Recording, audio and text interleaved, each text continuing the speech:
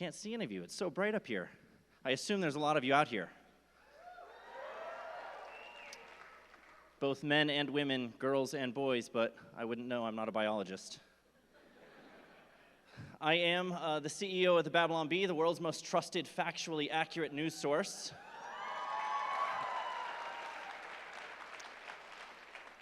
We are fake news you can trust. And this came to my attention fairly recently. I actually learned that we have now surpassed The Onion in traffic and engagement to become the world's most popular satire site, only behind CNN.com. That's crazy. We are a conservative Christian satire site, and we're the most popular satire site in the world. How in the world did they let that happen? It's bizarre to me. But yeah, my official title is CEO. That's my primary role and title, but I've been described differently by the media. They have called me a social media agitator, an internet provocateur, an unassuming middle-aged man. I don't know how I feel about that one. A far-right extremist progenitor of disinformation. I kind of like that one.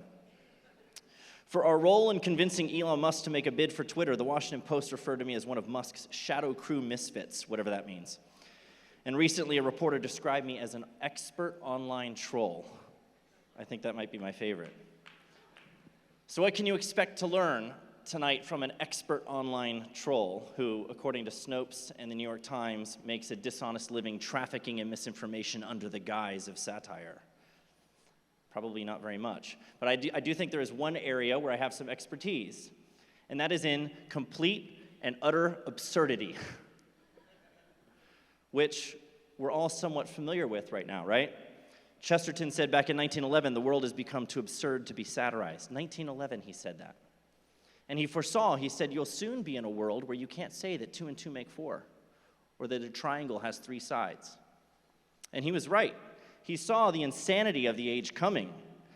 And now we have all these weird things happening, like the most bizarre stuff. You know, we're trying to do satire in an age where there was just recently a study that was done at Stanford University that said the students were more likely to wear masks on bicycles than helmets. Stanford's where the smart kids go, right? We're told that men can become women. Recently, we were told that men aren't allowed to have an opinion on abortion at all, right? And now we're told that men can get pregnant. Well, which is it? Men are dominating women's sports. Does anybody here have a problem with that? Dominating women's sports. We have drag shows being performed for children in libraries, and they take a break every now and then from reading to the kids to teach them how to twerk. This is insanity. We're purposefully confusing children, and then, to treat the confusion, we're offering them gender-affirming care, which amounts to chemical castration, sterilization, mutilation, irreversible damage, surgical irreversible damage. In response to the confusion we created, is there anything more crazy, insane, evil, and mockable than that? I don't think so.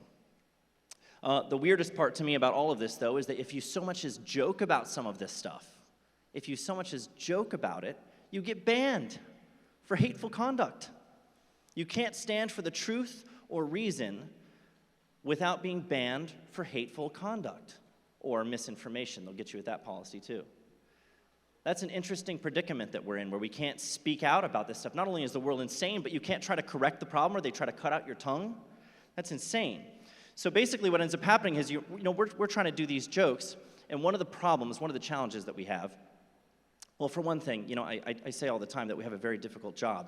And I mean it. People look at me like I'm weird when I say that. Imagine if your job was to write jokes that are funnier than what Democrats are doing in real life. Pretty hard, right?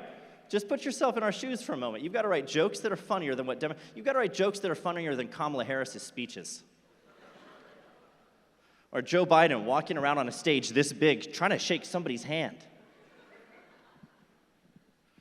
You can't make this stuff up. And if you successfully do make a joke that's even funnier than what Democrats are doing in real life, guess what happens 2 or 3 days later, maybe a week later, maybe a month later?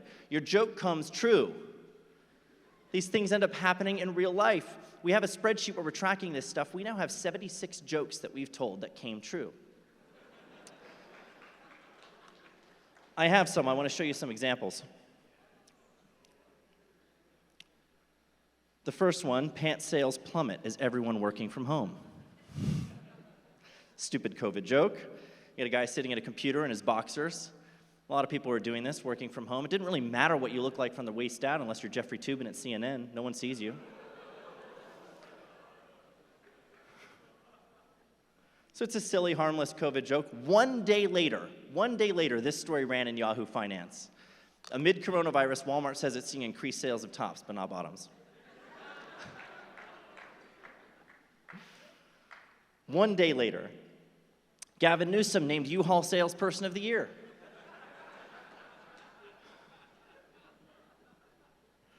Now, that's a silly joke. You know, the idea is everybody's fleeing Texas in record numbers. Well, you don't expect to actually see a headline like this, but you fast forward, Fox Business ran this story. Californians fleeing for Texas so fast that U-Haul runs out of trucks for them. Prophecy fulfilled. To improve public perception, Kamala Harris taking likability lessons from Hillary Clinton. Now that's got to be a joke. Of course that's never going to come true, because who in the world, who in the universe is going to take likability lessons from the least likely politician on earth? Kamala Harris, apparently. White House asked Hillary staffers how to make Kamala more likable. Really? Seriously? I love how the image is even the same. Like, if you look at the image we chose, it's like the two of them kind of like cackling. And then the real story is the two of them cackling. They're unlikable even in these images. How is this real? I don't know. This is one of my favorites. Trump, I have done more for Christianity than Jesus.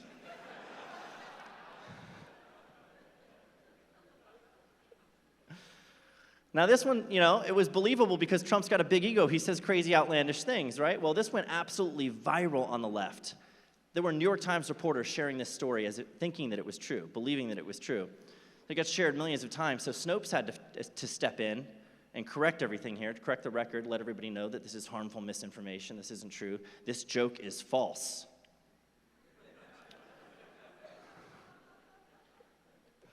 Since when did jokes have a truth rating? Well, if you fast forward, though, to 2021, we told this joke in 2019. In 2021, Trump called into a talk show, Flashpoint, a prophecy-focused talk show on Kenneth Copeland's Victory Channel. Nobody has done more for Christianity or for evangelicals or for religion itself than I have. What I find funny about, there's two reasons I love this one. This one's so great, is because obviously, you know, we're tapped into who Trump is, right? Like that joke really nailed it because people believed it was true, it was believable. Then it came true, it got fact-checked in the middle of it. I'm wondering, you know, does Snopes have to update this fact-check now? Change the fact-check? Used to be false? Unbelievable. But there's an even bigger problem, though, when you're trying to do comedy in this age. It's not just staying ahead of reality, you know, and trying to make jokes that are funnier than what Democrats are actually doing in real life. It's the fact that they've now started to try to limit what you're allowed to joke about. And they've got all these policies in place where they actually try to restrict what you're allowed to say when it comes to comedy. And comedians are actually starting to restrict themselves. You have them, like, afraid. They're, like, tiptoeing through a minefield, trying not to step on a mine, tell a joke that's going to upset people and get them canceled. So you have, like, the cancel culture mobs that are enforcing this. But even worse than that, well, maybe not worse than that, but in addition to that, you have the big tech platforms that all have these policies now that prohibit jokes that punch down. I don't know if you guys have heard that terminology before, but you're not supposed to punch down in comedy anymore. That's off limits. Now, what do they mean when they say that? You're not allowed to punch down. Well, what they mean is you're not allowed to joke about people who have less power and privilege than you, right? So there's these protected classes of people, these marginalized people. If they rank beneath you on the social hierarchy, then you can't joke about them because that amounts to hateful conduct. And I'm just sitting there thinking to myself, you know, well, I have a couple of problems with this. For one, who is a white, straight Christian male supposed to joke about? God? I mean, if we have this hierarchy and that's supposedly who's like, who can't, everybody would be punching down for them, right? So what are they supposed to do? What kind of jokes are you supposed to make? Well, and then there's this other problem. It's like, no, wait a minute. If I'm thinking of, instead of when I'm writing a joke, is this funny? Is it going to make people laugh? If I'm sitting there thinking to myself, you know what? I shouldn't joke about those people.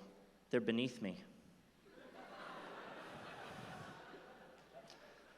Is that a healthy mentality to have when you're trying to make a joke? When you're trying to do comedy? Isn't that kind of messed up? Aren't you kind of playing into this idea that there really is a structure and there are people who you're thinking of yourself as being above other people? Now, I realize they're talking a lot about power and privilege. Power and privilege, right? But really, we're talking about power and privilege in the context that we made fun of somebody named Rachel Levine, this transgender health admiral in the Biden administration, a white male, high-ranking government official, and we were accused of hateful conduct for making that joke. That was punching down. Power and privilege. It seems to me that if you have the will and the power to punish anybody who so much as jokes about you, then you are not marginalized and oppressed. You have scary power. They have all the power.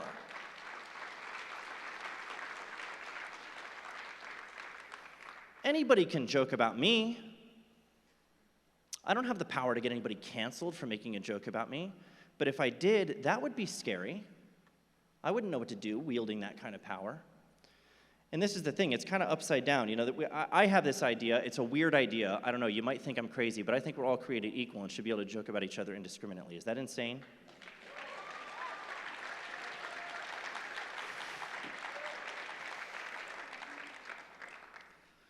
Joking about women would be punching down. They're beneath you on the hierarchy. Really? I don't think of women as being beneath me.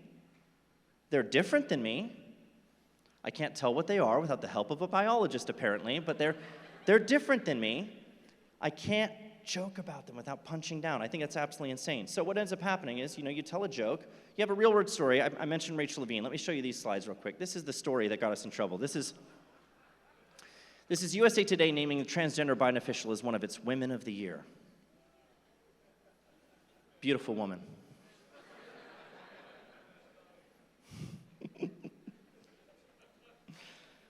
So we make this joke. We're like, okay, they want to name this person Women of the Year, which, by the way, is a slap in the face to real women everywhere. I'm sorry.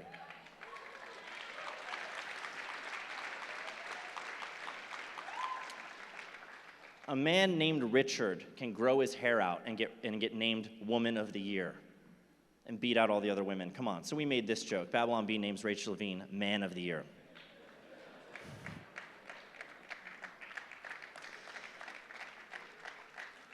Now, Twitter didn't like this very much. They consider this hateful conduct. So they lock our account. And they tell us that unless and until we delete this tweet, we are no longer going to be able to use their platform. Can you believe that? Now, this is the weird thing, when you think about censorship. When I think about censorship, normally I think about somebody, like, blocking your speech, right? They stop you from speaking. They take down your speech. They didn't take this down. They wanted us to take it down. There's this language over the delete button that says you must delete this tweet to get your account back and admit that you engaged in hateful conduct. They want us to censor ourselves and acknowledge that we did something wrong. And this is the weird thing here. It's like when we tell a joke like this, jokes are funny because of their proximity to the truth. It's because they have a grain of truth to them, right? There's truth to this joke. It's, obviously we don't really name anybody Woman or Man of the Year because we're a satire publication. We don't really do that. We make jokes that are tethered to reality, right? There's an underlying truth. The underlying truth to this joke is this is a male person. And last I checked, the dictionary, which could change any moment now, I suggest you get your hands on a hard copy of one because the digital ones are changing rapidly. A man is an adult human male. Well, what's Rachel Levine? An adult human male. So this joke has truth to it. The truth is not hate speech. The truth is not hate speech. But Twitter thinks it is. You can't make truthful statements, even in jest, on that platform anymore without it being considered hate speech. Isn't that kind of scary? In addition to this picture, which I need to get off the screen. This is speech suppression. They're creating these rules to protect their sacred cows and shut down debate and criticism. But I think an important point to make here is that, this idea that we're punching down on the marginalized and the oppressed. I don't think we're punching down on the marginalized and the oppressed. I think these people have more power than I do. If anything, we're punching back. We're not punching down. And I actually think that we're punching up. I think we're punching up because these ideas come from the top down. Where does the idea that a man can become a woman come from? It's coming from universities, it's coming from the media, the entertainment industry, it's coming from these powerful corporations that are putting all their ads out there promoting this nonsense. Disney, politicians, it comes from the top down. And this is the job of the comedian. I thought, who would ask me? I don't know, nobody polled me. But I think the job of the comedian is to poke holes in the popular narrative, right? Try to find where things don't make sense, where they're hypocritical, or they're foolish, or they're riddled with bad ideas. Poke holes in the popular narrative. It doesn't matter who's advancing it, Democrats or Republicans. It doesn't matter. You just poke holes in it. That's what the comedian's supposed to do. Now, they've rigged the system so that you can literally only promote the popular narrative. You must affirm these things, or you must remain silent. If you try to poke holes in it, even with jokes, they will shut you down. And that's a scary place to be in, because then you end up waiting around for someone like Elon Musk to come and make an offer to buy Twitter, to bail you out of Twitter jail, which is not very likely to happen. And who knows if it even still will happen. Every day I look at the news and something is different is going on with this deal. There is actually something really interesting, though, that's going on here in Texas. You know, there's a new law in Texas that was passed, and it was originally enjoined by an Obama-appointed judge, but it's been upheld now by the Fifth Circuit Court of Appeals, that makes it unlawful for Twitter and these other major social media platforms to engage in viewpoint discrimination. Were you guys aware of that? Texas is a pretty awesome place.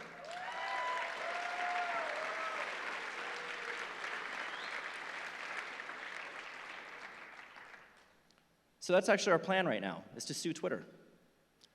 We're going to be suing Twitter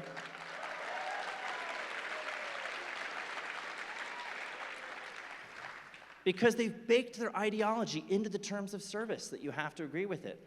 And they're blocking us from accessing the platform unless we agree with their speech, their views, or delete our own tweets that express a counter opinion. That's unlawful under HB 20 in Texas. So we're going to be suing them under that law because we do business in Texas. We have subscribers here, we have readers here. The applicability of the law, it applies to us. So we're going to sue them, unless we don't have to. You know, if Musk takes over and he's like, hey, you guys can get back on Twitter, then we don't have to. But we will if he doesn't do that. We will if that doesn't go through. Now, there's this other interesting thing that's happening. I don't know if you guys have seen this. Have you guys ever seen the Babylon Bee get fact-checked? You know, one of these crazy fact checks. I mentioned it a moment ago, this Trump thing. I've got to show you a few more examples of this before we wrap up. But there are some insane examples of these stupid jokes. This is the one that started the whole thing. CNN purchases industrial-sized washing machine to spin the news in before publishing it. It's just silly. It's certainly not believable, right? I don't find this joke believable. Anyway, Snopes fact-checked this and rated it false. Jokes are no longer funny, they're false. And then Facebook comes to us and says, hey, our third-party fact-checker Snopes rated this story false. If you continue to publish false news on our platform, we will deplatform you and demonetize your page. Really? So I emailed Snopes, I emailed the president at Snopes, and I said, what is your criteria for deciding what you're going to fact check? What is it exactly? Why did you fact check this joke? And he goes, well, they have to cross a certain threshold. There has to be a lot of reports from people who say, is this true? Or like, you know, my grandma shared this and she thinks it's real. I said, name one person who thought that this joke was true. And he stopped replying to me, of course. I don't know why they fact checked this joke, but they rated it false. They're protecting CNN, I guess? Here's another CNN one. CNN praises Taliban for wearing masks during attack.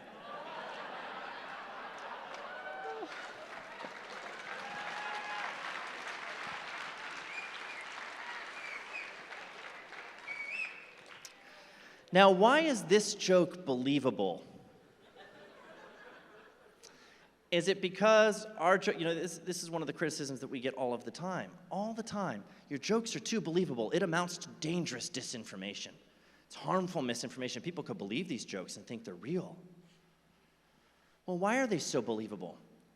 Is it because our satire is too close to reality, or is it that reality is too close to satire? Is this actually believable because of CNN's track record? Did you consider that? People thought this was true. That's not an indictment of us, I tell you that. Ocasio-Cortez appears on The Price is Right, guesses everything is free.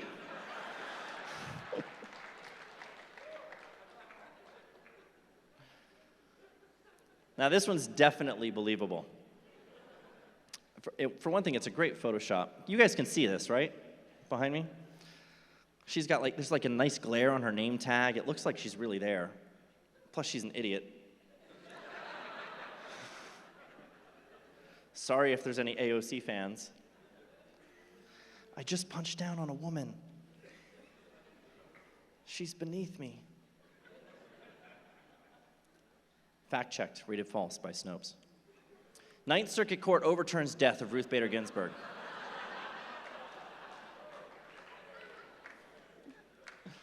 What does that even mean? USA Today fact-checked this and rated it false, and they cited 15 sources in their lengthy refutation of this joke. Why? How? They called the Ninth Circuit Court, they checked the website. What does it mean to overturn somebody's death? Is that like a resurrection? What is that? I really thought when we published this joke that the main issue with it would be that we made a joke about Ruth Bader Ginsburg too shortly after she had died. I thought people were going to be mad about that. Too soon, it's too soon. No, it's too believable.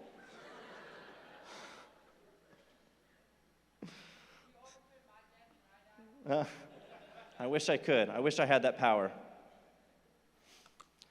So, why are they attacking humor and comedy? Why are they coming after our jokes, rating them false, making them come true by being so insane?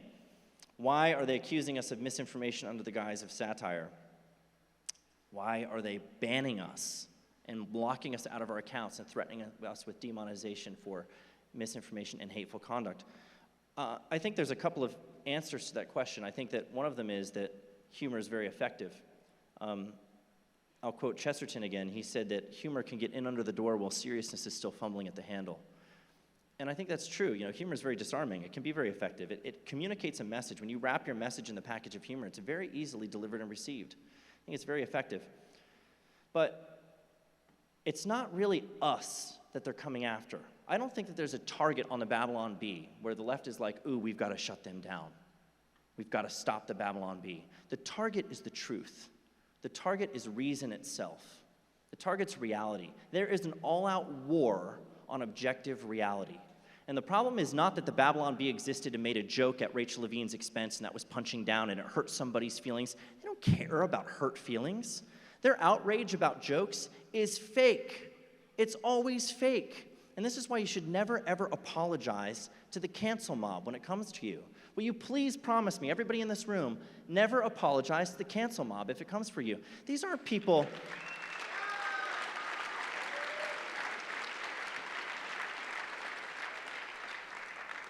These aren't people in good faith. This isn't a friend of yours or a family member of yours who you've actually hurt by saying something that was damaging to them, and you actually care about them and how you interact with them and what your relationship with them is like, and so you actually want to repair that relationship by saying sorry for how you made them feel. That's not what the cancel mob is.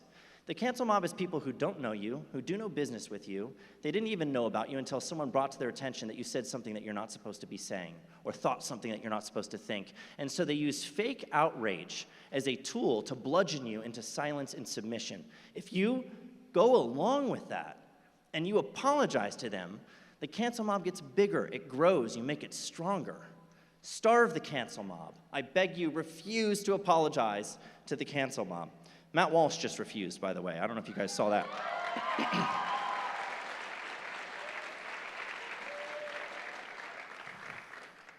Best response you can give the cancel mob. You told him to kiss his ass. That's what you say to the cancel mob. You don't let them control you because that's another form of speech suppression. They're not offended. They're not actually hurt. They just want to shut you up. Never censor yourself. You know, this is the way that I put it. I think it's a great way of looking at it. When you censor yourself, you're doing the tyrant's work for him. When you censor yourself, you're doing the tyrant's work for him. That is why we haven't deleted that tweet that we put out in March. They told us to delete it. We refuse to do the tyrant's work for him. 7 months.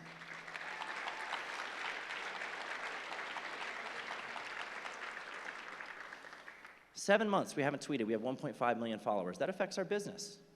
It affects how viral we go. It affects how people are talking about us. The way that we get connected with people like Elon Musk and Joe Rogan and all these people with big platforms who become fans of the Bee and share our stuff is on platforms like Twitter. So there's a huge cost to not being on platforms like that. But we refuse to censor ourselves, and I think for good reason.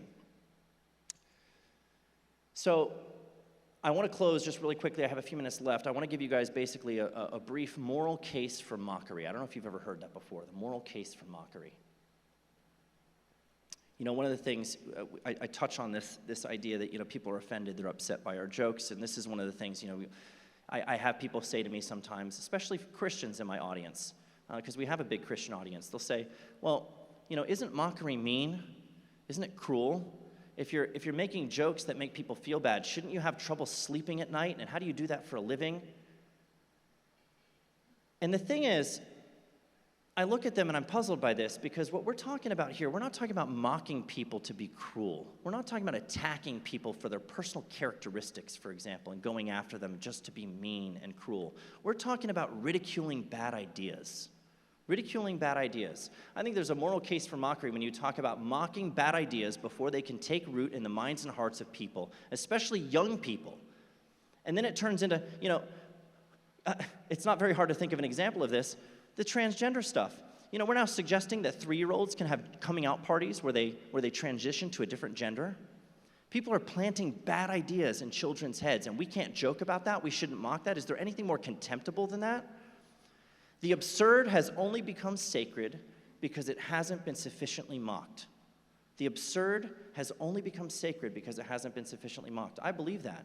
People think that we've improved morally as a society because we make fun of fewer things. We don't tell as many jokes that are hurtful. We're safeguarding everyone's feelings. Everyone gets to live in a little safe space, a little safe bubble. You think we've improved morally as a result of that? I think the exact opposite is true. I think we're more depraved than ever because we are affirming and accepting what we should be ridiculing and rejecting. Does anybody agree with that?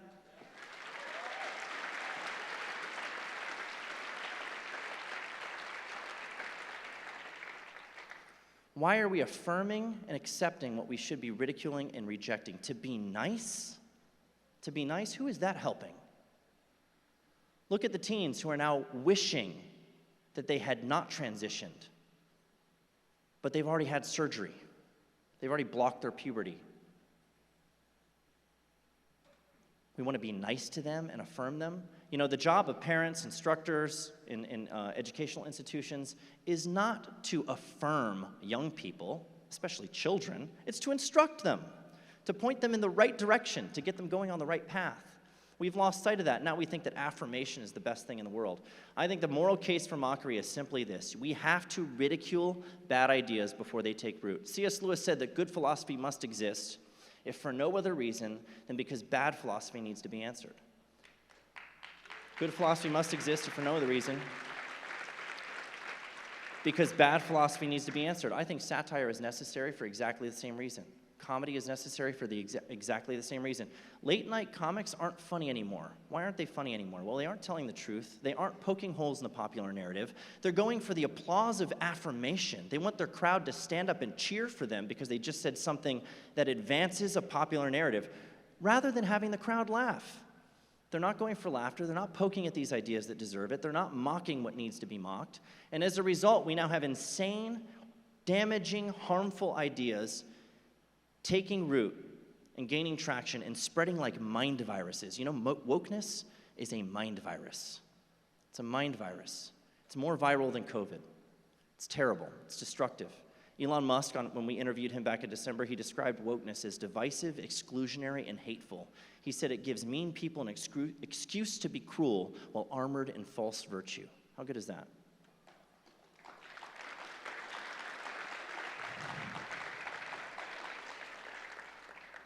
I think he's absolutely right.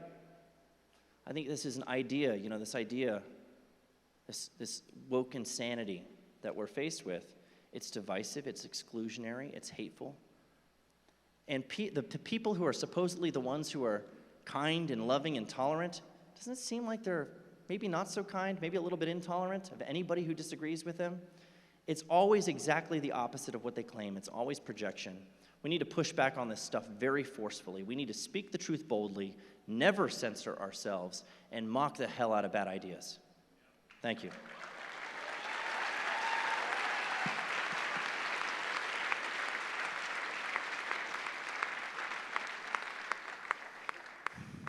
I think we have some people lined up for questions. Is that why you guys are standing in the aisles?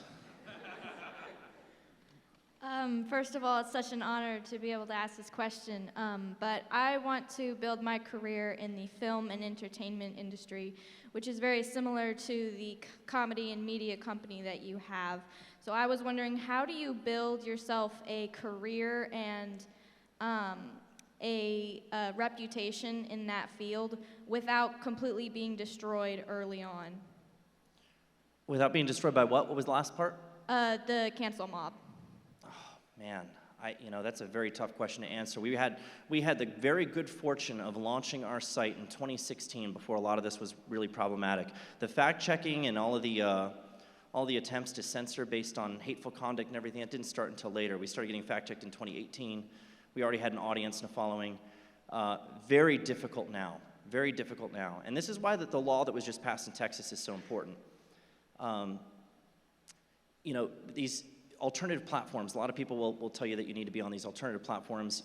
We need a parallel economy. We need to do all this stuff outside of the main, big tech space. I don't agree with that just because the main platforms, these big platforms, Facebook, Twitter, Instagram, YouTube, this is where the vast majority of public discourse takes place. Not just between private citizens, but also between government officials and private citizens. We need to assert our right to be there. We need to be willing to fight to stay on these platforms where public discourse is happening. Just because private companies own these things, House Bill 20 was upheld as constitutional because it does not violate the speech rights of these companies. They can still say whatever they want. They just can't discriminate against you. There's no First Amendment right for private companies to censor your speech. So it's not baked in there somewhere and hidden in there that they have that. So I think that fighting for that right is the biggest thing that we can do. Refusing to censor ourselves is the best thing that we can do. Staying in the fight and asserting ourselves very firmly in those platforms is what's going to ultimately make it possible for people like you to start these businesses on the platforms that really matter, where you're reaching the biggest audience possible. So there's a lot of groundwork that still needs to be laid to do that, but it's going to be challenging until that's done. Hi, my name is Summer, and I just want to ask you if you could give some more examples of the Babylon Bee predictions. More examples of predictions coming true? So we do have on our website, we do have a page dedicated to this. So we actually outline all of them and we update it when new ones come out. I tweeted out a spreadsheet too. There's actually a spreadsheet that has 76 of them in there. So there's a bunch of them. We're actually hosting that on the site. You can see that. I mean, if I went through them, we'd be here all night. Check. Who has better political commentary, the Freedom Tunes or Babylon Bee? Who has better political commentary? Yes. I'm not going to knock the Babylon Bee. Why would I do that? Look. We're kind of unique. We're different. Freedom Tunes does its own thing. There's room for all of us in this stuff. But we have started doing video now. Are you guys even aware of that we have a YouTube channel? We've started doing videos. We've done animations. We're doing a lot of comedy sketches. Some of them are really taking off. We're having a lot of fun with it. We have a whole crew out in California that's producing tons of great video content. So please like and subscribe to our YouTube channel and Freedom Tunes. You can do both. But we're having a ton of fun with that. Well, the latest one that went viral was the Californians that moved to Texas, and yeah. I guess I'm sure you guys want a wall all around your state, don't you? It's insane. I was wondering, how did you start the Babylon Bee and grow it to where it is? And also, I was wondering, can you sign my brother's hat? Sure. Why would I tell you my trade secrets so you can compete with me and start a better site? I mean, the Bee was started in response to the fact that there are so many, the left has dominated everything in media entertainment for so long. Let me sign it when I'm done, and I'll bring it out to you. You stick around here. They've dominated all of this stuff for so long, and so there was this huge void, I think, on the right for somebody to do comedy from a conservative perspective that wasn't cheesy. So The Beast started in early 2016 and instantly went viral. So it was just really a matter of like filling a void. It was seeing that there was something there that nobody was really doing well and taking a shot and doing it. You know, I think it had a lot of things going for it in that sense. But it really got a lot of traction early on, targeting a very specific target. It was you know, kind of the evangelical church community, making a lot of church jokes and stuff like that. And then we broadened it into the conservative stuff and grew from there. So here, let me sign this for you real quick before I move on. Who's next? You can go while I'm doing this. Hi. My question is on the definition of the word censorship. So us conservatives still like to think words have precise meaning. The left has abandoned this concept. In my head and historically, censorship has belonged exclusively to governments, and it's an activity authoritarian governments do to oppress people, which is distinct from something social media companies do. Obviously, we have a massive problem in this country and globally of social media companies engaging in this censorship of individuals. Do you think this distinction is necessary, or do you think it's a non-issue? Well, I do think that you could describe some of what social media does as government censorship, where government is outsourcing their censorship to a third party in violation of the First Amendment. I think you can definitely make a case for that. COVID misinformation. I mean, you had Zuckerberg talking to Rogan about how the FBI was telling him to do stuff about the Hunter Biden story. I mean, censorship from the government that's done through a third party is unconstitutional. Now, if a private party does it, is it unconstitutional? Well, maybe. You know, the concept of these companies as being common carriers, where they are they're so large, they're so massive, there's so few competitors to them. There's literally tens of millions of active users on these platforms every month. If this is where the public square is really living now, if we ask ourselves the question, you know, do we have free speech in the public square? And if the public square is digital now, and it's not literally like the town square where you would go and have debates about this stuff, then the answer to that, I think, is no, we don't have free speech in the public square. Well, what do we do about that? Do we just roll over and play dead and say, okay, so, well, you know, free speech was fun while it lasted, but now private companies own the town square? I don't think that's acceptable.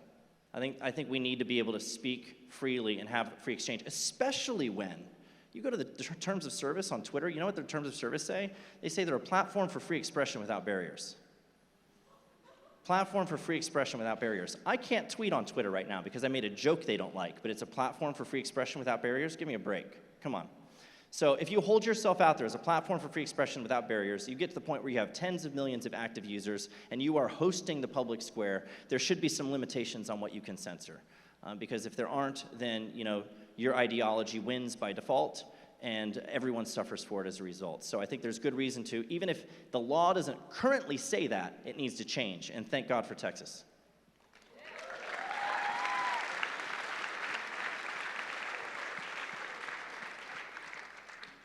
Hi, so I perform in community theater quite often, and recently different performers in our theaters have gotten very uncomfortable with, for example, I'm doing Hunchback of Notre Dame right now, and people don't like using words like gypsy. What can we do to defend free speech and the fact that these are just cultural things and it's not woke to be performing things like this? That's tough. I mean, one of the things that I tell people all the time is, you know, when we are all going along with these speech rules and we're controlling what we say because we don't want to upset people who are going to be speech police, then the people who do speak up and try to assert their right to disagree or to say something, you know, that would offend the woke people, they stick out like a sore thumb. They're outliers. And they're easy to crush, they're easy to cancel. My advice is always that, you know, everybody needs to be willing to speak the truth boldly, even if it means you suffer some kind of consequence. We're talking about our freedom here. You know, like people used to be willing to lay down their lives for freedom, and now we're not willing to give up like our social media accounts. You know, we're afraid that we might get canceled from social media. Are you kidding me? Can we have a little bit of backbone and have a little bit of principles where we actually stand up for the truth, even if it means it might cost us something?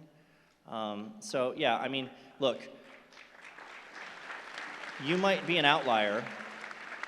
You might stand out if you assert your right to speak freely and disagree with people like that. And that's not a great thing, but you might embolden other people to do it too. That's what we're hoping to do. And maybe more people will stand up, and then you won't be such an outlier, and then we'll actually make some progress back in the other direction. The pendulum will swing. That would be nice. I don't know how much more time we have for more questions, but if we can finish these, that would be great. But I don't know. I'm not calling that shot. So, first and foremost, it's an honor to. One more. Okay, last one right here. This question. I'm a senior right now, and I'm going into college. And this cancel culture, is scary. My question to you is, how can I make sure that I'm not falling victim to their ways of trying to curtail us or impose their ways upon us? In what context? Maybe in the classroom setting, per se, being taught, I guess, certain values that go against our own. Does that make sense? Or yeah, are you saying, like, how do you ensure that you won't face any consequences for pushing back on that stuff? I just want to make sure that I am not changing my perspective, my values, by somebody else that is trying to impose their own values upon me because they think that it's right. I mean, sorry. Yeah. No, I get what you're saying. I mean, it's important to think critically and not think so emotionally. You know, so much of the argumentation that comes from the left is based on emotion, not reason. So you know, your biggest safeguard is going to be, you know, is it true? Is it rational? Is it rooted in objective reality? You know, this idea, for example, that a boy can be in a girl's body. You know what it means to be a girl? It means to have a girl's body. That's what it means. That's what it means to be a girl. You can't be a boy in a girl's body. You can't be a boy in a girl's body for the same reason that you can't be a married bachelor or a round square. To sane people, these are contradictions. They're contradictions. So I think your greatest weapon is going to be rationality, simple logic. You know, you have to scrutinize these things, think critically about them. You know, challenge the emotional arguments, because that's all they have is emotion and feeling and outrage. They do not have reason and truth on their side. We do. Thank you.